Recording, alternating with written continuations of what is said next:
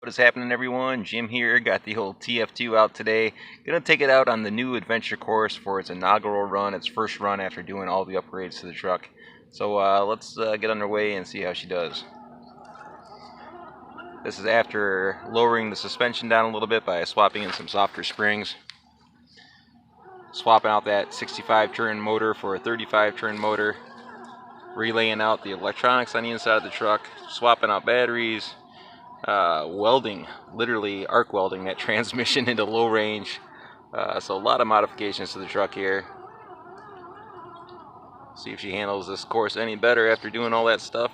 Once again, oil-filled shocks would be huge on this truck. That would be a gigantic improvement, as well as a stronger steering servo. I currently have my eyes on a Protec steering servo. I believe it's right around 600 inch-ounces of torque and right around $150, so quite a big ticket item for the old TF2, but I think that servo would definitely help this thing out a little bit. Making our way around the tree there and up into our first set of dirt mounds. Just had quite a bit of rain over here the last couple days through here. Good 3 1/4 inches of rain. A lot of the areas on the track were completely flooded out. This area that we're crawling into right now was actually completely filled up with water a couple days ago.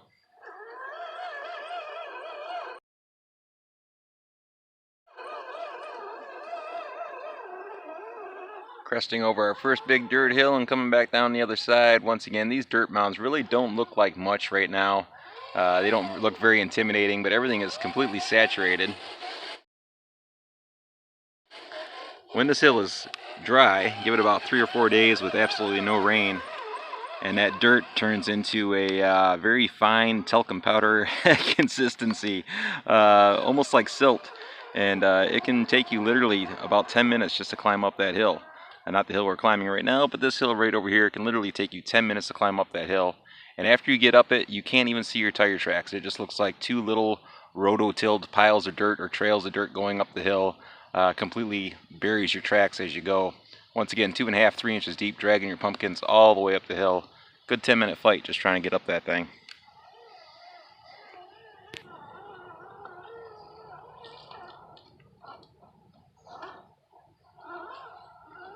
Negotiating under a tree root here. This is a spot that the trail finder definitely would have tipped over on previously before doing all the suspension work to the truck. Looking up beyond the truck to our rock bridge up there, a lot of new changes to that rock bridge. Once again, this track is a constant state of evolution, constantly changing, so we'll take a look at that rock bridge when we come around to it.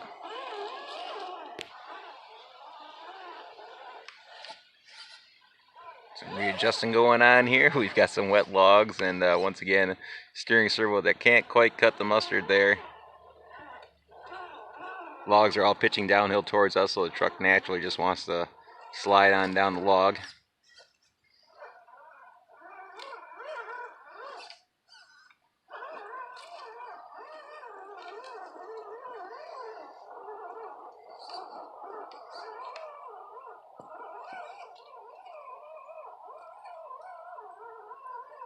Making our way past the outhouse. I've recently added a few buildings out here on the course, little outhouse right there on the side of the trail. Just trying to add a touch of scale realism to everything. Put a few cabins scattered about on the course as well. Coming around, making our approach to the rock bridge here. Once again, a lot of adjusting going on here with the old steering servo. Not getting the job done on the TF2.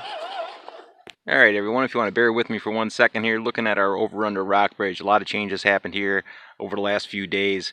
Initially everyone, I had this rock road leading up to the approach on the rock bridge. I had it lined with 5-inch logs on either side, so a big 5-inch log here, big 5-inch log over here on the other side, and it basically came to that outside edge of the tree. So all that rock that's to the left of that tree is all new, and before we added that, the only real usable portion for rock as you make your approach was all this stuff right here in the center. This stuff over here on the left was just too far out of the way, couldn't really crawl on it. So added a new line right over here on the side. That way we can use all those rocks on the side and open up a new line for making your approach to the bridge. Now over here on the other side of the rock bridge, everyone, this is pretty much the same, except I removed the boards, lined it with rock, and then added another line of travel going over this way. We did have a decorative log going across that course. Log's still there, but is now part of the track, so we have a log crossing. So we have a new rock road right up here leading over towards a log crossing, which takes us back over to the other side of the path. And also opened up some more lines on this side of the over-under rock bridge. So initially, before, we were coming up right through here, hitting that big rock, the next big rock, and going up that way. That was about as far to the right as you could possibly go. So now we can move up this side and cut back across and over again. So lots of new options for crossing the rock bridge, as well as having our whole new lane right here leading over towards that log crossing. So rocks leaning this way, rocks leaning that way, all leaning downhill. So a lot of different angles as we come in and make our approach over here to the log crossing. Come up across and back onto the path. Initially, everyone, the path over here on the other side of the over-under rock bridge was a straight line leading to that storm damaged section of trail. Couldn't stand it, everyone. It was just killing me. Basically, not so much the straight line. The straight line was killing me, but what was killing me more were those 5-inch round log rounds lining the path on either side. Same with down here on this side. It was just destroying me seeing those 5-inch log or 5-inch round log rounds. So I had to get rid of them. Totally got rid of them. Once again, rerouted the course. So instead of having a straight line going over to the storm damage, we're making a hard right here, and then kind of curving around and back up to the storm damage, also including this new section into the route, which opened up more challenges on this side for going into the bridge, more options and lanes of travel for getting in there, new path, a couple little dips in it as it goes up. Probably can't see it too well on camera, but there is some pretty strong approach and departure angles in this little spot right here. Actually made a little path over there on the side to the left, just in case you can't make it through. You can take that little path on the side. So once again, this is a whole new section added onto the course. And here we are looking back down towards the rest of it. So,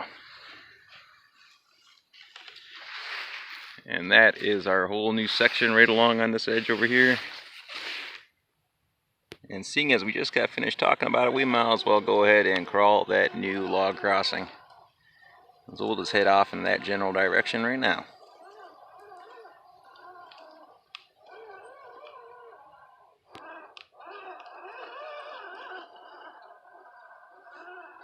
A combination of some slick rocks in here, as well as some rocks that are relatively porous. So a little bit of combination between traction and no traction as you're making your way through. And get a little help from that light there as we make our approach to the log crossing. This is definitely one of those areas that you really want to line up, get it nice and lined up before you hit that log, because there's not much room for adjustments once you get up there.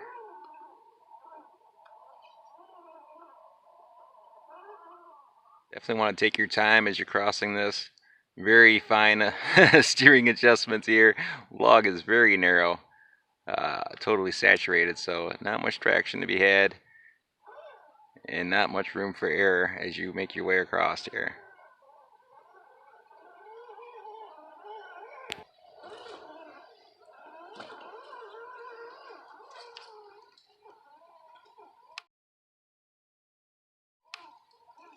Trying to give you guys some far back angles here so we can actually appreciate the scope and size of everything out here.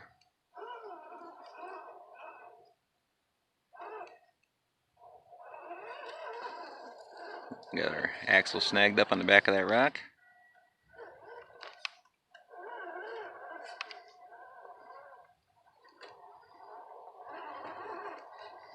And now we have our front axle snagged on another rock. Once again, weak steering servo. Got it turned all the way to the right. It just doesn't have enough bite. It doesn't have enough strength to turn those tires.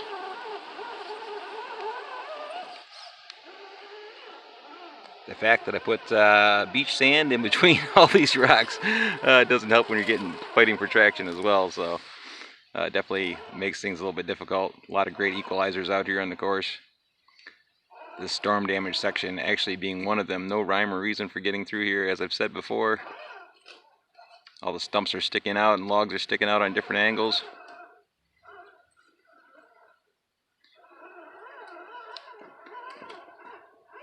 Been looking a lot at that Traxxas 6x6 here lately, everyone, and that TRX6. And a lot of questions going through my mind as to whether or not it could even handle certain portions of this course, such as this section that we're on right now. That back axle might hang it up, or might not, who knows, but it would definitely be interesting to see. Now we successfully made it through that storm damage area, coming back out the other side, dealing with that TF2's terrible turning radius as we make our way back into the sandy moguls, which at the moment are not so sandy. A lot of rain once again, so everything's packed down. Another little shot here at one of our scale buildings on the course, or some buildings to add some scale realism to it. This is the first cabin that I built out here, everyone. We've got a little stone walkway leading up to it, a little bit of firewood sitting there, some peanuts laying on the ground for our resident track monks. That was the first cabin built.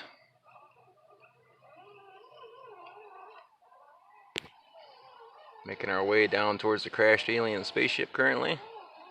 Another spot right here, everyone. Not a big deal right now as it is all wet, but when it's dry, once again, this is all talcum powder type sand going up these hills, so it can be a real fight making your way back up. Rolling into our crashed alien spacecraft here, our Prometheus tribute. I had talked about filling up this area with water and making a little pond in this spot. And when we had that rain the other day, yesterday, day before, this whole area was actually filled up with water. It was quite the pond. And I would have got out here. I should have got out here with the RCs to do some filming, everyone, but it was just pouring buckets.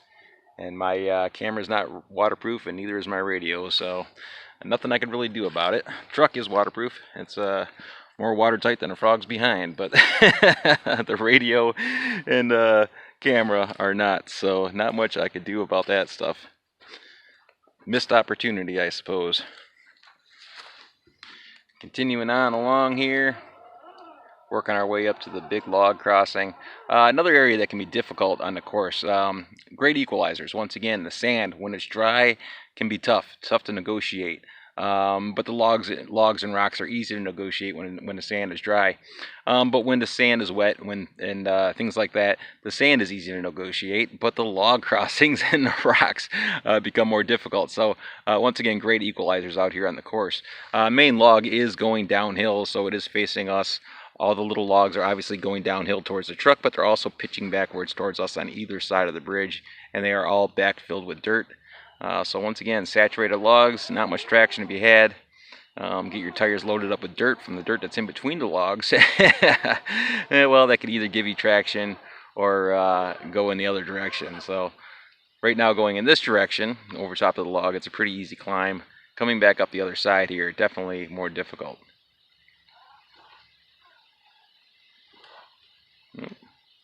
No more slop in that TF2 transmission, but still have quite a bit of slop in the drivetrain as we make our way back down that log obstacle and into our next big dirt mound. Now this dirt mound here, another one of those dirt mounds where when it's wet, it's nice and easy to negotiate, but when it's dry, it can be a total nightmare trying to crawl your way up to the top of that hill.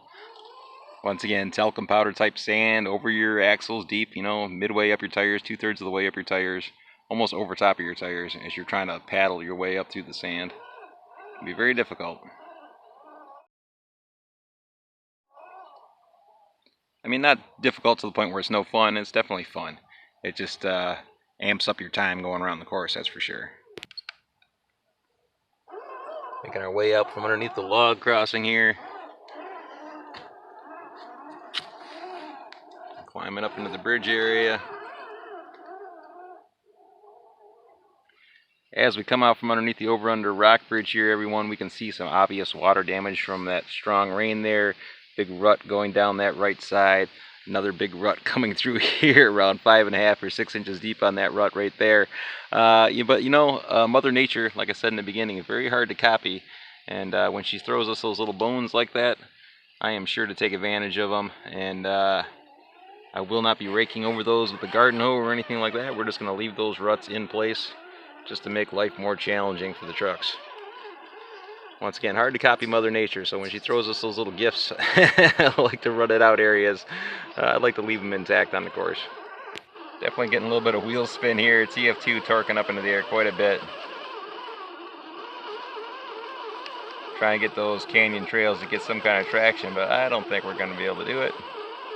Obviously hitting some good angles here, so I think we're just going to go ahead and back up and try and renegotiate this rut a little bit. Shut off our lights so we're not blinding anybody.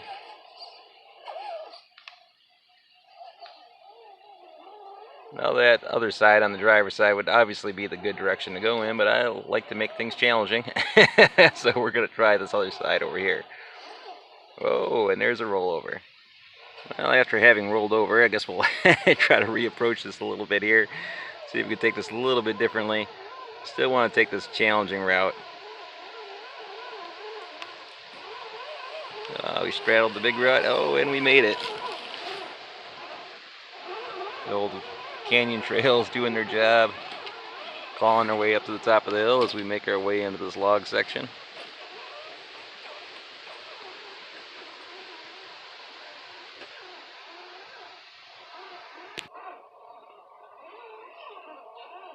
Winding our way around towards our not so muddy mud bog. Getting a little hung up there on a log.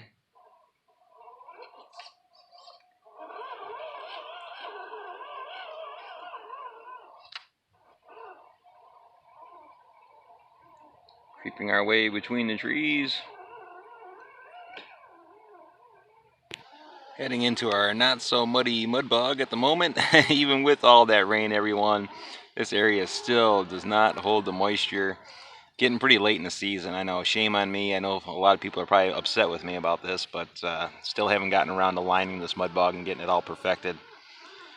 Since it's so close to the end of the year, everyone, I'm probably just going to resort to digging all this peat moss out of here and just lining this trench with a tarp or a shower curtain or something. Something, so we can get a mud bog going here. So at the moment, just got some peat moss mounds still. Making our way through that and up around the big dirt mound here. Back edge of our dirt mound here. A lot of little off cameras back here that are hard to see when you're crusting over the hill coming the opposite direction. This one that we're in right now can throw you for a loop when you come up over this hill. Once again, coming from the opposite direction. There is 2 lanes of passage right here, everyone. We can go straight the way that we're going right now, and there's also another lane right here between the TF2 and that marker light. So 2 different lanes of passage as you come through here. Getting ready to crest over the hill on the back side, everyone. Big drop on this side. Good 3.5, well, I say 3.5, but it's probably about 5 inches straight down there, and actually inverted as we climb down over that tree root. Taller than the tire. There we go, a little drop. Much smoother after having that transmission welded in the low range. Definitely an easier time going downhill. Don't have that slop from the shift drum anymore. As we round the corner here by our birch stump, we can see another cabin out on the course. That is the cabin my niece has built, her first log cabin. A little log pile out in front of it and some stone walkways approach leading up to it.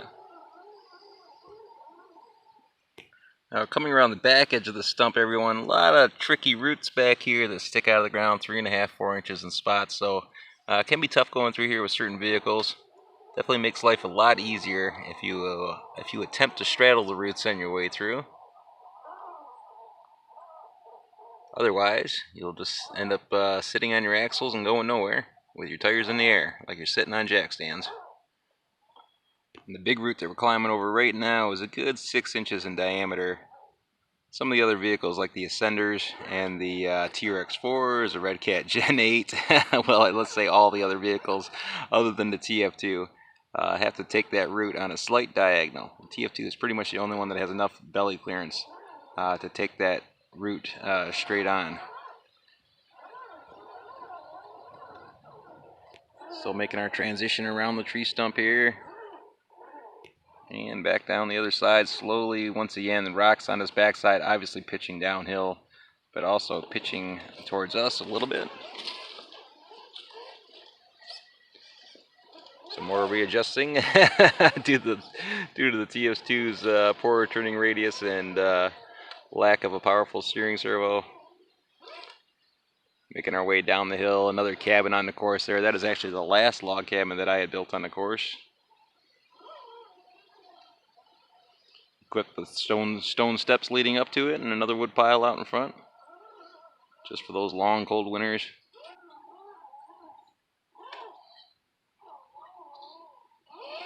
This area, everyone, is another spot with that talcum powder sand. Right now, all wet, not much of a problem, but when it's dry, it can be a little bit more challenging coming through this area.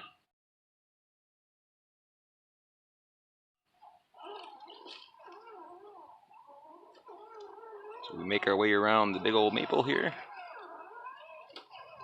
And this next big tree root here is another one that can hang up the ascenders and the Rc4s and all that stuff if they don't go through here on a slight diagonal. Fairly large root.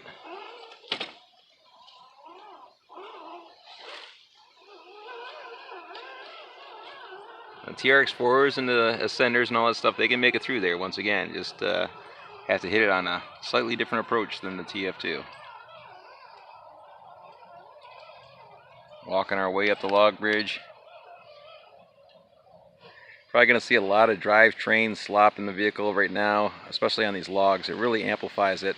All the slop in the leaf springs from the Terraflex revolvers and Z-boxes on the back of the vehicle, Terraflex revolvers on the front of the vehicle, let alone just all the slop in between the springs and the spring perches themselves. All that slop just kind of amplifies and is very noticeable as you're moving through this log section. Once again, oil-filled shocks would definitely help out with getting rid of a lot of that slap. Now this portion here, everyone, on this descent, this is a spot that would roll that TF2 just about every time I went down it, end over end. As you're making this first drop, it's a good little drop there as you're coming over the first edge of the bridge.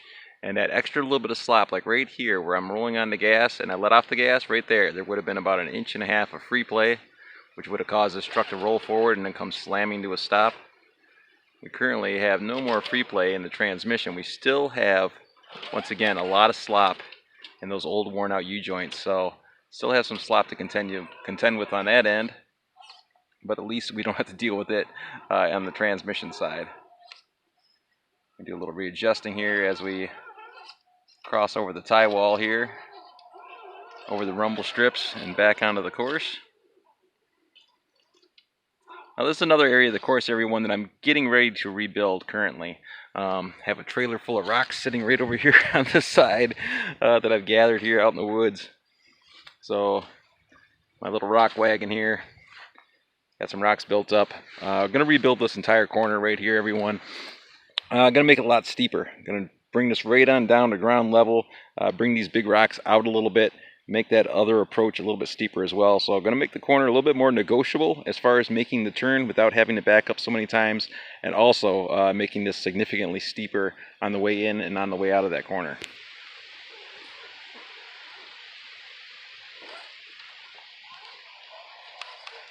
This is definitely a spot where the weak steering servo really holds the TF2 back. Right in here. Trying to get myself lined up just right for making this approach to the bridge with minimal reversing. Tire is just about to slide off that rock, and it's a pretty good drop coming off that rock. Have the wheel turned all the way left, and it's just not turning, everyone. Turning as far as it can go, but there's not enough power in that servo to get that thing to turn. I think we're pretty much good on our negotiating. We'll try to make our approach right now. Getting close to that tree. Trying to hold this angle so we don't go over the edge of that brick hill there. So we make our way up the side and back onto the path.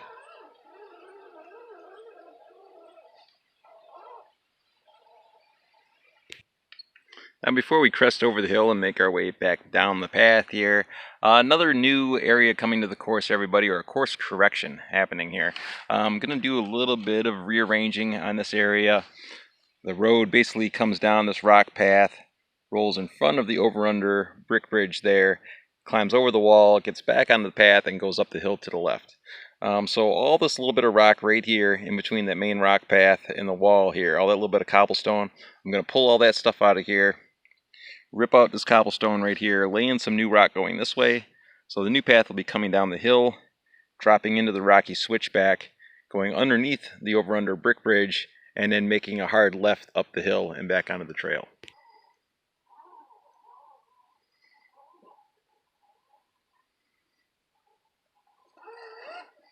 A little bit of bumper drag there, some strong approach angles and departure angles once again on a lot of these rocks.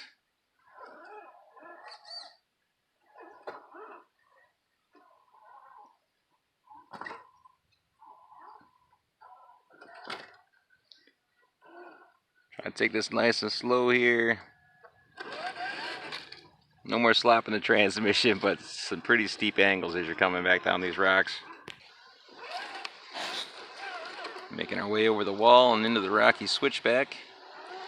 Incidentally, everyone, when we had that big rain the other day, yesterday and the day before, this entire area, to my surprise, was completely underwater. This entire area was all underwater. Pretty much everything that you can see in this area that's brown was completely underwater. This entire portion right here, all the way underneath the brick bridge, all the way back around, just completely flooded.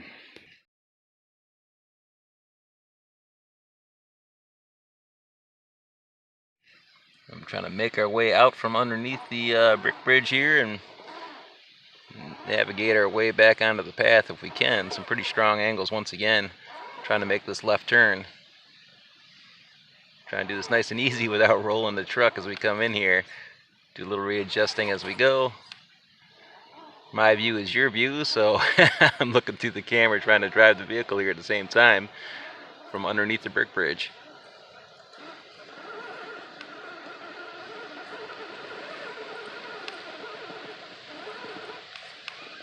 Not sure what I'm hung up on, but we'll do a little bit more readjusting here and continue on.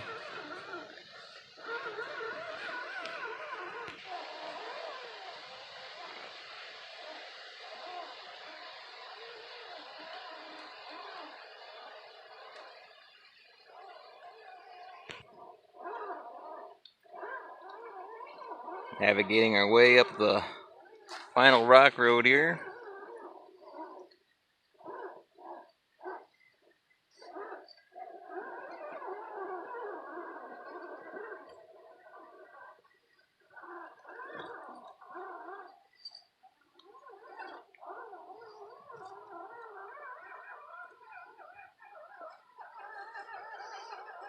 And on out we go. And there you go, everyone. Very much appreciated for y'all sticking around and watching the video. That was the first test run with the old TF2 after reworking everything on the truck. All in all, she didn't do too bad out here on the course, but once again, new course is more of a natural trail. So in order to really check it out, I'm going to have to bring it out onto the original proving grounds and see what she can do out there. But that's going to do it for right now, everyone. Very much appreciated for y'all sticking around and watching the video, and we'll see you all in the next one.